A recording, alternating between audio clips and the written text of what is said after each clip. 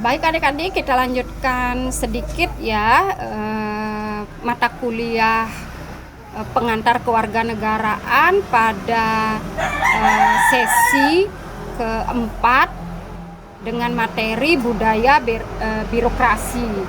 Nah, untuk kuis yang kelima itu terkait dengan prinsip masyarakat dalam demokrasi. Nah, prinsip masyarakat di dalam demokrasi itu yang pertama menghormati perbedaan dan keberagaman.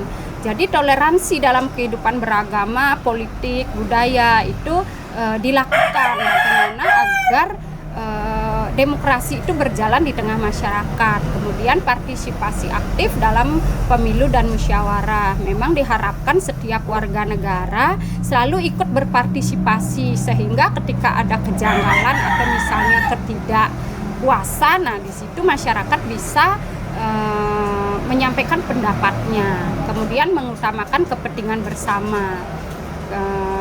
Kemudian bertanggung jawab dalam menggunakan kebebasan. Nah, ketika seluruh masyarakat atau warga negara diberikan kebebasan ya, kebebasan bertindak, kebebasan berpendapat. Nah, tentu mereka harus bisa mempertanggungjawabkan kebebasan tersebut, jangan sampai dia berbuat anarkis atau merugikan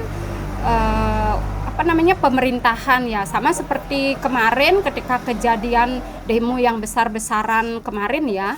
Nah, itu merupakan suatu bentuk sebenarnya kebebasan ketika masyarakat itu bebas menyampaikan aspirasinya, pendapatnya, tindakannya, tetapi ketika dia menyampaikan kebebasannya tersebut sebenarnya tidak boleh dia merusak fasilitas-fasilitas yang ada di ada di pemerintahan, karena balik lagi ketika fasilitas tersebut dirusak tentu yang rugi adalah masyarakat sendiri dengan misalnya kemungkinan akan ada kebijakan dari pemerintah terkait kenaikan pajak untuk memperbaiki fasilitas yang dirusak oleh masyarakat itu sendiri, seperti itu.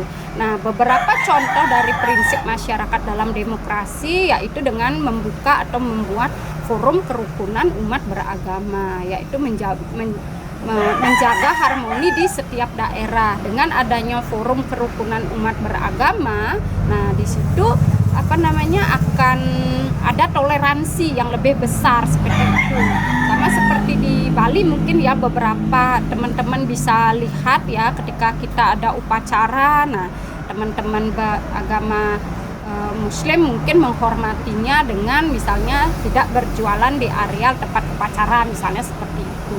Begitu pula ketika misalnya teman-teman yang Muslim melakukan kegiatan sembahyang, terutama kalau misalnya Muslim ketika Hari Raya Idul Fitri kan melakukan sembahyang bersama di Hari Raya Idul Fitri misalnya di lapangan renon. Nah, jadi masyarakatnya yang beragama lain mungkin melakukan olahraga tidak di tengah-tengah lapangan renon yang digunakan untuk mereka bersembahyang misalnya, seperti itu ya. Kemudian musyawarah desa dalam penggunaan dana desa.